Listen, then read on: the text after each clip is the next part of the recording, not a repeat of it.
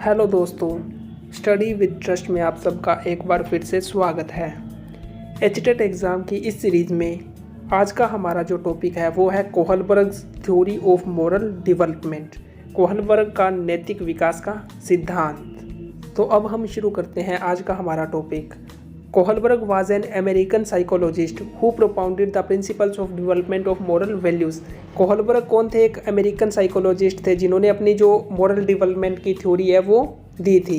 इन्होंने अपने जो नैतिक विकास का सिद्धांत था उसका प्रतिपादन किया था, वो दिया था। कोहलबर्ग की इस मोरल डेवलपमेंट थ्योरी को समझने के लिए सबसे पहले हमें ये चीज़ पता होनी चाहिए कि मोरल डेवलपमेंट क्या होता है, यानी कि नैतिक विकास क्या होता है। इसके बारे में हमें जानकारी होना ज़रूरी है। तो अब हम समझते हैं मोरल डेवलपमेंट क्या होता है।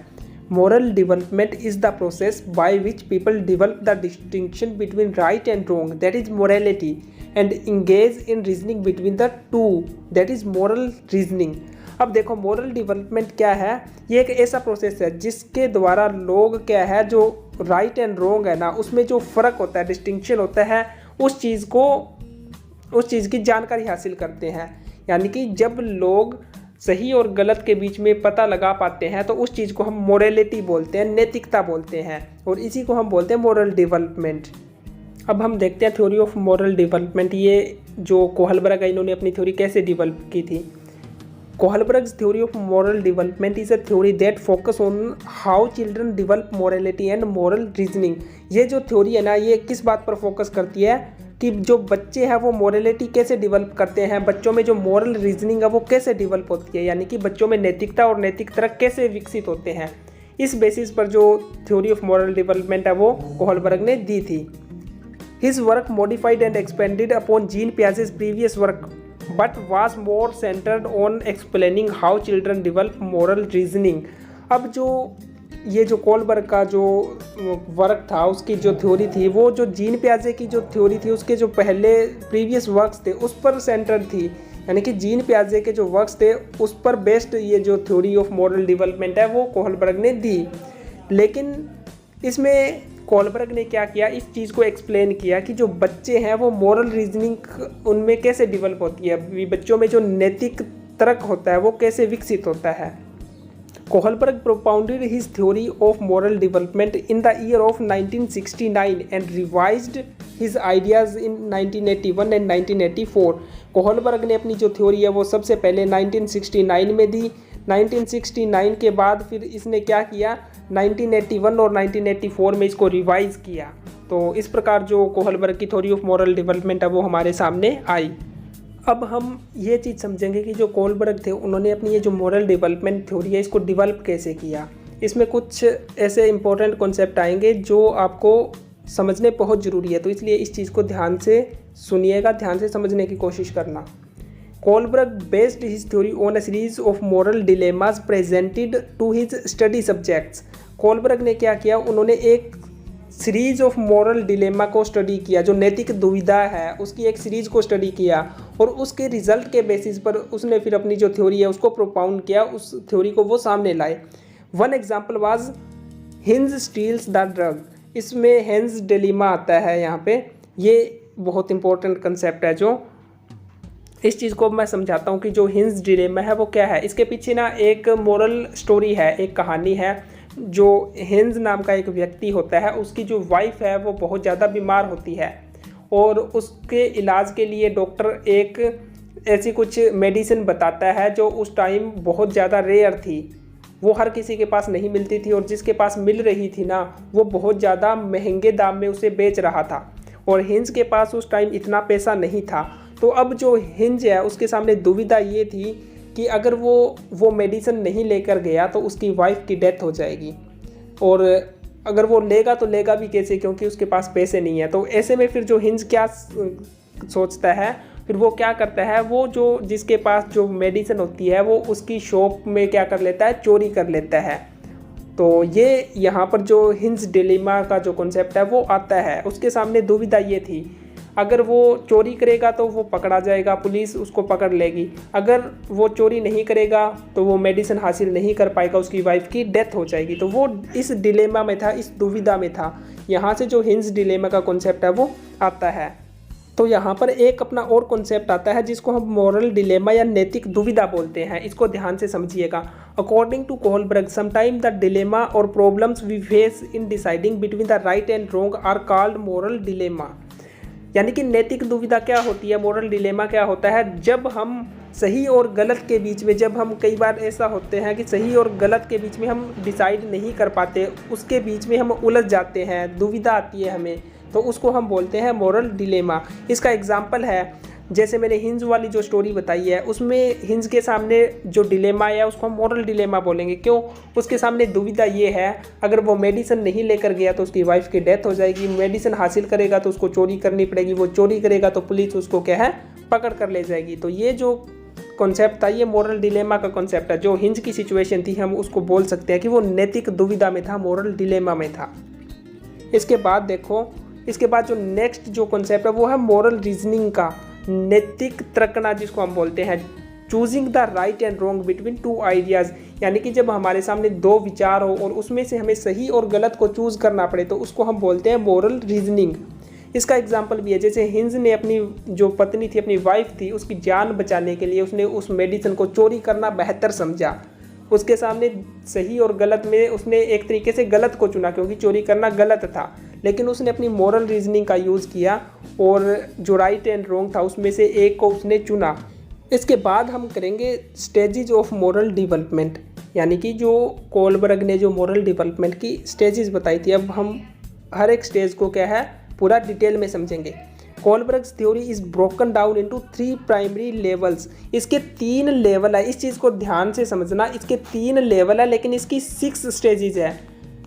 अगर इसके लेवल पूछे जाएंगे मॉडल डेवलपमेंट थ्योरी के, तो इसके 3 लेवल्स हैं। अगर बात करेंगे कि इसकी कितनी स्टेजेस है, तो इसकी 6 स्टेजेस है। At each level of moral development there are 2 stages, यानी कि 3 लेवल है और हर एक लेवल पर 2 स्टेज है, यानी कि टोटल 6 स्टेजेस होगी। सिमिलर टू हाउ पियाजे believe that not all people reach the highest level of cognitive development, Kohlberg believe that not everyone progresses to the highest stages of moral development. जैसे Jean पियाजे ने अपनी theory of cognitive development में ये बताया था कि हर एक इंडिविजुअल जो हाईएस्ट कॉग्निटिव डेवलपमेंट है वहाँ तक नहीं पहुँच पाता, यानी कि कॉग्निटिव डेवलपमेंट के हाईएस्ट लेवल तक हर एक इंडिविजुअल नहीं पहुँच पाता। तो सिमिलरली जो कोहलबर्ग ने क्या बोला, जो हर एक इंडिविजुअल है वो भी मोरल डेवलपमेंट की हाईएस्ट स्टेज है वहाँ तक नहीं पहुँच पाता।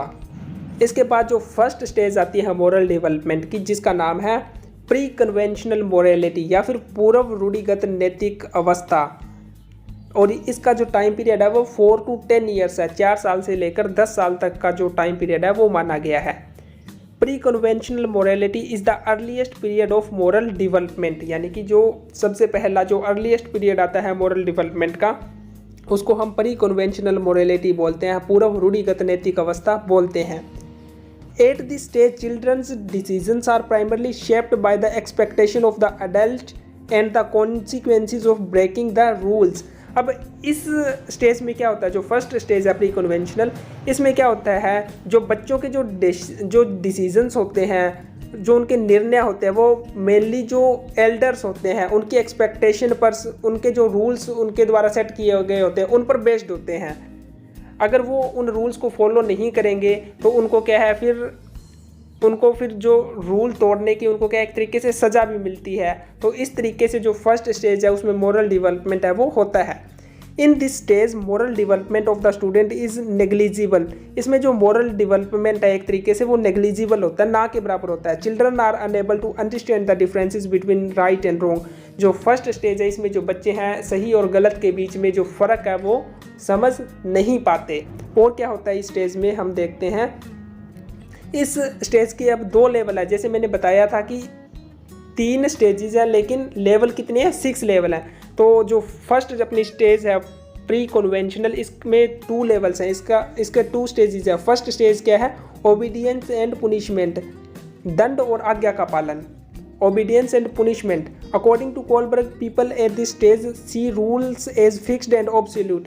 इस स्टेज पर जो बच्चे होते हैं उनको क्या लगता है कि जो रूल्स है ना वो फिक्स्ड है और एब्सोल्यूट है, यानी कि उनको हमें फॉलो करना ही पड़ेगा। Obeying the rule is important because it is a way to avoid punishment.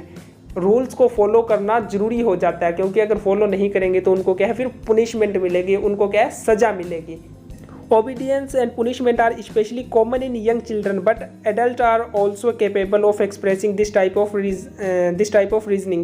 इसका एग्जाम्पल अब मैं आपको बताता हूँ। जैसे हमने हिंज वाली स्टोरी की थी, मैंने शुरू में बताई थी, वो जब स्टोरी हम बच्चों को जैसे बताते हैं तो उनको क्या लगता है कि जब हिंज ने जो मेडिसिन की जो चोरी की है, वो दवाई उसने चुराई थी, तो उसको उस चीज़ की क्या है सज़ा मिलेगी, उसको पुनिशमेंट मिलेगी। तो ये होती है obedience and punishment, first stage है जो।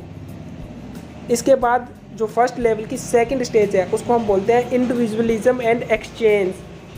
अब जो फर्स्ट लेवल का सेकंड स्टेज है, इसमें क्या होता है, बच्चों को ये लगता है कि खुद के इंटरेस्ट के अकॉर्डिंग काम करने में कुछ भी गलत नहीं है, लेकिन जो दूसरे इंडिविजुअल्स हैं उनको भी उनके इंटरेस्ट के अकॉर्डिंग काम करने की जो अपॉर्चुनिटी है वो मिलनी चाहिए। तो ये जो सेकंड स्टेज है इसमें होता है। इसके बाद हम बात करते हैं लेवल 2 की। जो सेकंड लेवल आता है कोहलबर्ग की जो मॉरल डेवलपमेंट की थ्योरी है, इसका जो सेकंड लेवल है उसको हम बोलते हैं कन्वेंशनल मोरालिटी या फिर रूढ़िगत नैतिकता की अवस्था। इसका जो टाइम पीरियड है वो 10 to 13 ईयर्स तक माना गया है, 10 से लेकर 13 साल तक। इसमें अब क्या होता है, the next period of moral development is marked by the acceptance of social rules regarding what is good and moral.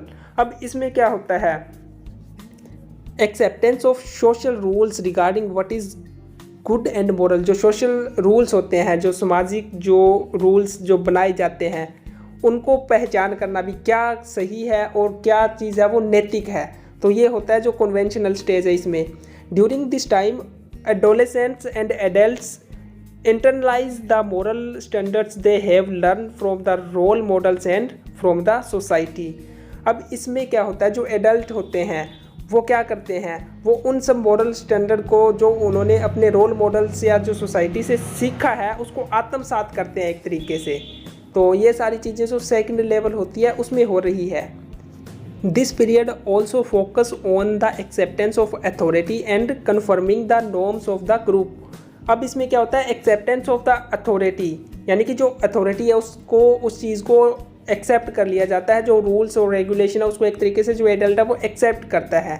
There are 2 stages in this level of morality. जो सेकंड लेवल है इसमें भी 2 स्टेजेस है। First level में भी 2 थे, second में भी 2 और थर्ड में भी 2 स्टेजेस आएंगी। तो अपनी थर्ड स्टेज आती है, वो क्या है फिर, developing good interpersonal relations, often referred as good boy good girl. जो थर्ड स्टेज है इसको हम गुड बॉय गुड गर्ल के नाम से भी हम इसको जानते हैं। This stage is the interpersonal relationship of moral development focused on living up to the social expectations and roles. जो गुड बॉय गुड गर्ल जो स्टेज है इसमें क्या होता है, भी हम जो सोशल एक्सपेक्टेशंस है, जो रोल और जो सोसाइटी हमसे एक्सपेक्ट करती है कि हम इस रोल को इस तरीके से फुलफ़िल करें, तो हमें उस सोशल एक्सपेक्टेशन को क्या है फुलफ़िल करना होता है एक तरीके से। अब हम गुड गर्ल गुड बॉयज़ को क्यों बोलते हैं, क्योंकि अगर कोई भी लड़का है वो जैसे सोसाइटी ने ये चीज़ बता दी, ये निर्धारित कर दी भी जो लड़के हैं वो सोसाइटी में ऐसे ऐसे करके इन चीज़ों को करेंगे, अगर हम उनको फॉलो करते हैं तो हमें क्या बोला जाता है, भी वो गुड बॉय है, अच्छा लड़का है। इसके बाद अपनी फोर्थ स्टेज आती है लॉ एंड ऑर्डर ओरिएंटेशन, कानून एवं व्यवस्था उन्मुखता। इसमें क्या होता है, इसमें हम जो इस बात पर फोकस करते हैं कि जो सोशल ऑर्डर है उसको हम मेंटेन रख सकें। सोशल ऑर्डर इज़ मेंटेन्ड, तो सोशल ऑर्डर है जो उस चीज़ को मेंटेन करने पर हम मेन फोकस करते हैं। और क्या होता है इस स्टेज में जो मॉरल डेवलपमेंट है वो इस तरीके से होता है कि हम सोसाइटी को एज अ होल कंसीडर करते हैं, सोसाइटी को एज अ होल कंसीडर करते हैं। इसका मतलब है जब भी हम कोई अपना जजमेंट, अपना कोई डिसीजन बनाते हैं तो हम सोसाइटी को भी सामने रखते हैं, ध्यान में रखते हैं, उसके जो रूल्स एंड रेगुलेशन है उसको सामने रखकर उस डिसीजन को फिर क्या है हम बनाते हैं। तो ये होता है जो लॉ एंड ऑर्डर है इस स्टेज में। इसके बाद हमारी जो लास्ट लेवल आ जाता है, जो थर्ड लेवल है, जो कोहलबर्ग ने अपनी मॉरल डेवलपमेंट की जो थ्योरी है उसमें बताया है। थर्ड लेवल को हमने नाम दिया पोस्ट कन्वेंशनल मोरालिटी या फिर उत्तर रूढ़िगत नैतिकता की अवस्था। ये जो 13 साल से ज़्यादा की जो एज पीरियड होता है उस टाइम के ड्यूरिंग एक्टिव होती है। At this level of moral development, people develop an understanding of abstract principle of morality। इस लेवल पर आकर जो abstract principles होते हैं morality की, उन चीज़ों के बारे में अंडरस्टैंडिंग है वो डेवलप हो जाती है। इसमें भी फिर 2 स्टेजेस आती है।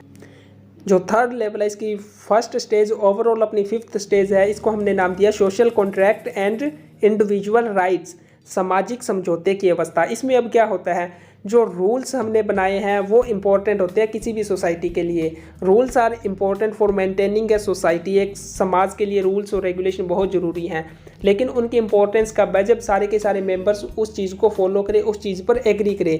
But the members of the society should agree upon these standards. जो हमने स्टैंडर्ड्स निर्धारित कर दिए, अगर सभी मेंबर्स उन पर एग्री नहीं कर रहे तो उनकी कोई वैल्यू नहीं है। तो ये सारी चीज़ें अपनी जो सामाजिक समझौते की अवस्था है उसमें होती है। इसके बाद हमारी जो लास्ट स्टेज है, सिक्स्थ स्टेज है, वो आती है जिसको हम बोलते हैं यूनिवर्सल प्रिंसिपल, सार्वभौमिक या विवेक की अवस्था। Kohlberg's final level of moral reasoning is based on the universal ethical principle and abstract reasoning. At this stage, people follow these internalized principles of justice even if they conflict with the laws and rules. इसमें अब क्या होते हैं, इसमें जो individual है या जो स्टूडेंट है वो अपनी मॉरल रीजनिंग का यूज़ करते हैं, वो अपनी मोरलिटी का यूज़ करते हैं, आत्मचिंतन करते हैं वो, और अपने विवेक के अनुसार जो सही और गलत है ना, उसमें से फिर क्या है, वो अपने विवेक के अनुसार उस चीज़ को चुनते हैं। यानी कि वो निर्णय लेने में अपनी जो मोरलिटी है, अपने जो मॉरल रीजनिंग है, उसका यूज़ करना शुरू कर देते हैं। तो ये थी हमारी जो सिक्स्थ स्टेज है जिसको हमने यूनिवर्सल प्रिंसिपल बोला है। तो ये ओवरऑल जो हमारी कोलबर्ग की मॉरल डेवलपमेंट की जो थ्योरी थी वो है। इसमें उन्होंने कोलबर्ग ने इसमें क्या बताया, इसमें 3 तो इसके लेवल हैं, 3 लेवल्स हैं, और हर एक लेवल पर इसके 2 स्टेजेस है, तो टोटल 6 स्टेजेस है। इसमें हमने तीनों लेवल्स के नेम याद रखने हैं, और हर एक लेवल में जो इसकी स्टेज आई है उन स्टेजेस का हमें पता होना चाहिए। कई बार क्वेश्चन ऐसे आ जाता है भी, वो एक स्टेज पूछ लेंगे, स्टेज का नेम उन्होंने लिख दिया और वो पूछ लेंगे ये कौन सी लेवल में होती है, या फिर वो पूछ लेंगे भी इस लेवल में कौन कौन सी स्टेजेस होती है, किस स्टेज में क्या होता है, कैसे मॉरल डेवलपमेंट होता है। तो ये सारी चीज़ें पूछी जा सकती है, इसलिए इन सब चीज़ों का आपको अच्छे से पता होना ज़रूरी है।